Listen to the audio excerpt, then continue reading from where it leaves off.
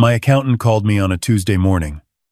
I was in the middle of my second cup of coffee, watching the birds at the feeder my late wife had hung outside the kitchen window 17 years ago. I almost didn't pick up. It was early, and I had learned to be careful about early calls. "Mr. Harlan," he said, and his voice had that particular flatness I had come to associate with bad news. "I need you to come in. Today, if possible. Come alone. And please don't mention this to your son." I set my coffee cup down. "What's this about, Dale?" He paused. "I'd rather show you in person. It's better that way." I told him I'd be there by 10. I had known Dale Frenner for 22 years. He had handled my taxes when I was still running 3 landscaping trucks out of my garage, and he had stayed with me through every expansion, the equipment yard, the commercial contracts, the property I bought in 2009 when everyone else was selling. He was not a dramatic man.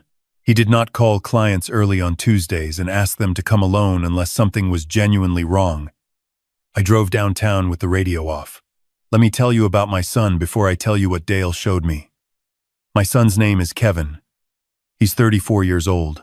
He was a quiet child, studious, the kind of boy who did his homework without being asked, and kept his room clean and made his mother proud in all the small, visible ways that mothers notice. When my wife, Carol, passed 4 years ago, pancreatic cancer, 11 weeks from diagnosis to the end, Kevin was the one who sat beside her bed those last nights. He held her hand. He read to her. I could barely walk into that room without my chest seizing up, and Kevin was the one who made it bearable for both of us. After Carol died, I asked Kevin to come work with me. I thought it would be good for both of us. I had built Harlan Grounds Management into something real. 41 employees, contracts with 3 hospital systems, a city parks maintenance agreement that renewed every 2 years without fail. I needed someone I trusted. Kevin had a business degree he wasn't using, and he had his mother's steadiness. It felt right. That was 3 years ago. I made him operations manager. I gave him access to the scheduling systems, the vendor accounts, the client communications. I introduced him to everyone as my right hand. I told our biggest clients he was being groomed to take over someday. I meant every word of it. His girlfriend, Priya, moved in with him about 18 months ago. She was pleasant enough at dinners, asked polite questions, laughed at the right moments. My granddaughter from my older daughter adored her. I had no reason to think anything was wrong. Dale's office was on the 4th floor of a building that smelled like old carpet and decent coffee. His assistant waved me through without asking me to wait, which was unusual.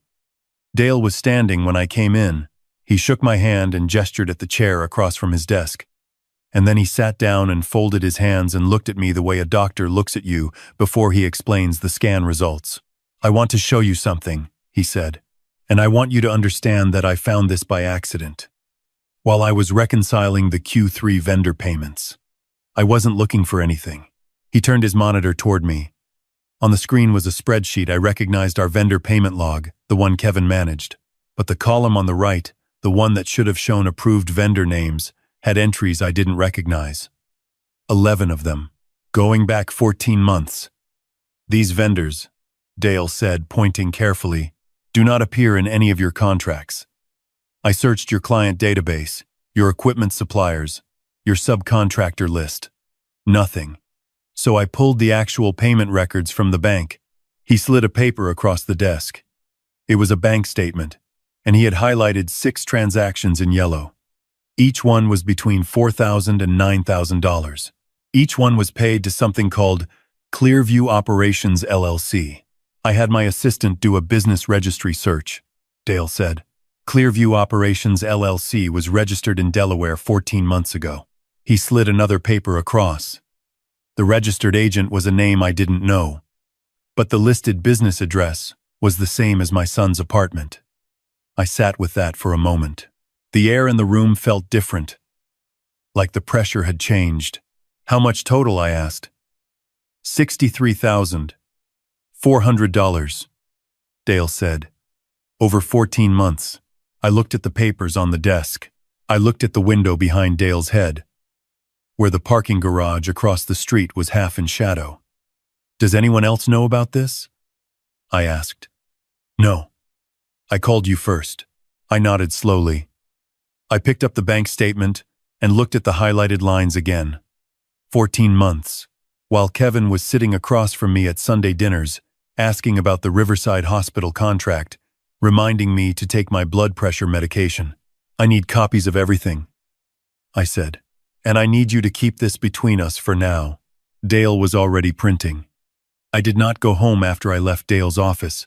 I drove to the parking lot of a grocery store 3 miles away and sat in my truck and thought about what I knew and what I didn't know and what it meant. What I knew. $63,000 had moved out of my company into an account connected to my son's address. The transfers had been authorized through the vendor payment system Kevin controlled. They were structured to stay under $10,000 each, which told me the structuring was intentional.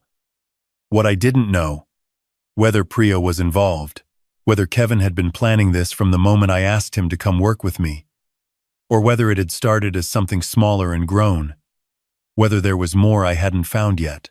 I sat in that parking lot for 40 minutes. I watched a woman load groceries into her car. I watched a man in a delivery uniform eat a sandwich on the curb.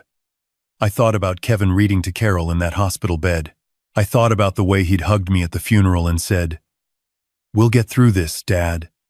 I promise." Then I called my attorney. Her name is Margaret, and she has been handling my business affairs since I incorporated in 2004. She listened without interrupting while I explained what Dale had found. When I finished, she was quiet for 3 seconds. "Don't confront him yet," she said. "And don't change anything in the systems. Don't lock him out. Don't alter access. We need to document what exists right now before anyone has a chance to claim they don't know what you're talking about." "What do I do in the meantime?" "You go home," she said. "You act completely normal. I'll call Dale this afternoon and start building the paper trail. Give me a week." I told her I'd do my best. That week was the hardest thing I have done since I sat in a hospital parking garage and called our children to tell them their mother was gone. I went into the office 3 times. I had lunch with Kevin on Thursday at the sandwich place near our equipment yard. I watched him talk about a new client we were bidding, a retirement community in the east suburbs, 3 acres of ornamental plantings. Good money. He was enthusiastic. He had done the research, prepared the estimate, even driven out to walk the property himself. He looked like my son. He sounded like my son. He had stolen $63,000 from me over 14 months.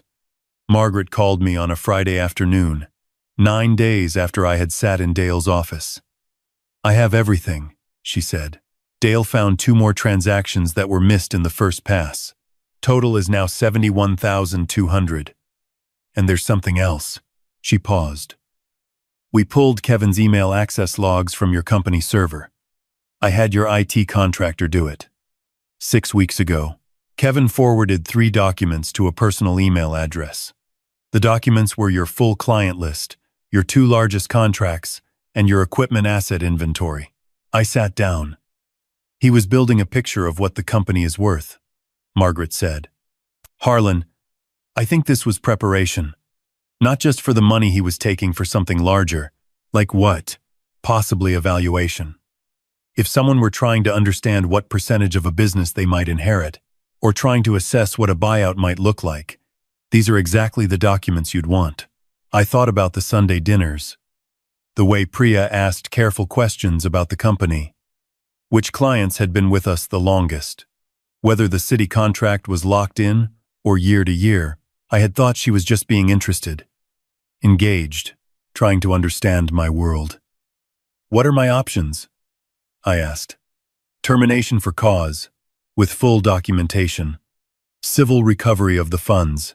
Possible criminal referral, that's your choice, and you don't have to decide today. But first, you need to meet with me and Dale together, so we have everything organized before you do anything else." We met the following Monday. I sat in Margaret's conference room and went through every document, every transfer, every access log. Seeing it all laid out together was different from seeing the pieces separately. It wasn't an accident or a lapse. It was a system. 14 months of small, careful moves, each one staying just below the threshold that might trigger an automatic alert. My son had built a system to steal from me. I asked Margaret the question I had been carrying for 2 weeks. Do I call the police? She looked at me evenly. You can. The documentation supports it. But that decision is yours, and it's permanent. Once it's in the system, you can't take it back. I thought about what that meant. Not for Kevin. I was past protecting Kevin from consequences. I thought about Kevin's older sister, my daughter Rebecca, who had 2 kids and a husband who traveled for work and didn't need a holiday dinner that felt like a crime scene. I thought about Carol, who would have been devastated not by what Kevin did, she had a clear enough eye for human failure, but by what a criminal filing would do to the family's ability to ever find its way back to something functional. I decided to give Kevin one chance to respond before I made that call, but I was not going to give him that chance on his terms. I called him on a Wednesday evening and asked him to come by the house Saturday morning. I said I wanted to go over some financial paperwork before the end of the year, that it was routine, that it wouldn't take long. He said, "Sure, Dad, no problem. I'll bring coffee." He showed up at 9:15 with 2 cups from the place on Elmwood. He was wearing a jacket I hadn't seen before. He looked relaxed. He kissed me on the side of the head the way he had since he was a teenager. We sat at the kitchen table. I let him set down the coffees. I let him take off his jacket. Then I put the folder Margaret had prepared on the table between us and I said, "I need you to look at this with me." He opened the folder. I watched his face. I had been watching people's faces for 63 years, and I had learned that the first half second tells you almost everything. Kevin's face went me through 3 things, in rapid succession: recognition, calculation, and then a careful settling into neutral. That calculation, that half second of deciding how to play it, is something I will not forget. "Dad, I can explain." "Don't," I said. "I've had 2.5 weeks to look at this. Margaret has had 2.5 weeks. Dale has had 2.5 weeks. I don't need an explanation. I need you to understand what I know. I went through it. The vendor payments. The shell company at his address. The document transfers 6 weeks ago. I watched him try twice to find an angle, once suggesting the transfers were for a subcontractor he'd been vetting informally, once saying the document transfers were for a business development idea he was going to bring to me. Both times I put the relevant paper in front of him and waited until he stopped talking. At some point he stopped trying to explain and just sat there. "What are you going to do?" he said finally. His voice was quiet. "I already did it," I said. "Your access to all company systems was revoked this morning. You've been terminated for cause, which is documented in writing. A demand letter for repayment of $71,200 went out from Margaret's office on Friday. You have 30 days to respond." He looked up. "The criminal referral," I said, "is something I haven't decided yet. That decision will be informed by whether you cooperate fully and whether repayment is made." He looked down at the table. His coffee was sitting there untouched, still steaming slightly. I thought he started. "I know what you thought," I said. "You thought you were getting an advance on something that was going to be yours eventually anyway. You told yourself a story about it that made it feel like less than what it was." He didn't answer. "It was theft," I said. "From me. From the 41 people who work for this company and depend on its solvency. And it was a lie that lasted 14 months, during which you sat at my table, in my house, and talked to me like my son." The kitchen was very quiet. A car went by outside. The bird feeder swayed slightly in the wind. "I want you to leave now," I said. "Talk to a lawyer before you respond to Margaret's letter." He stood up slowly. He picked up his jacket. He started to say something twice and stopped both times. Then he walked to the front door and I heard it close, and his car started in the driveway, and I sat at my kitchen table alone. I poured his untouched coffee into the sink.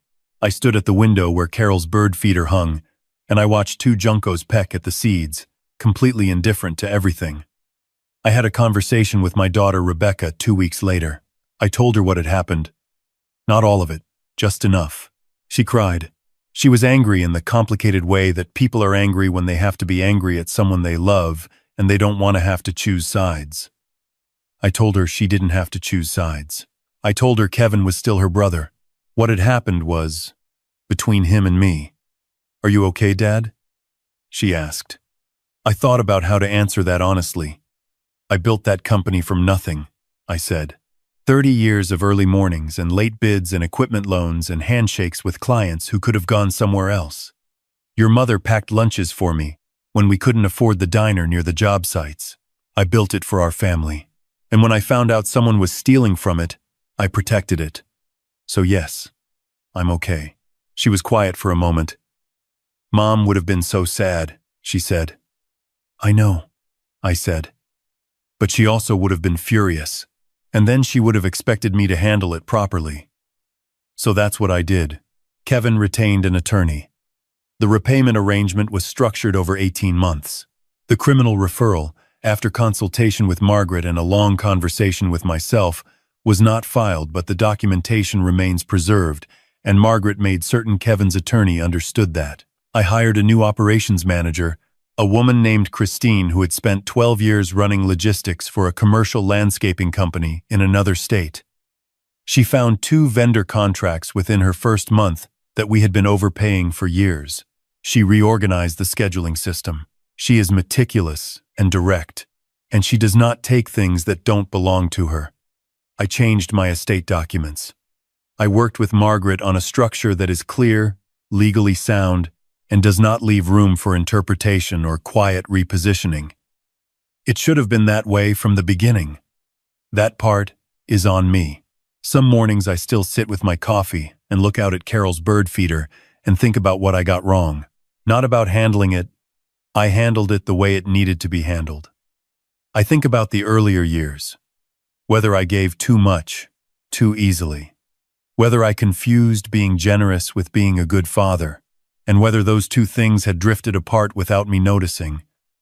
I don't have a clean answer to that. I'm 64 years old and I raised 2 children and I worked every day of my adult life and I still don't have a clean answer to that. What I know is this. You can love someone completely and still hold them accountable. Those 2 things can exist at the same time. The love doesn't make the accountability optional. If anything, it makes it more necessary because you are the person who taught them that actions have consequences. And if you don't hold that line, you are the one who told them the lesson wasn't real. Carol knew that. She was better at it than I was. I'm learning. The bird feeder needs refilling. I keep meaning to do it in the mornings and then the day gets away from me. But I'll get to it. I still have time.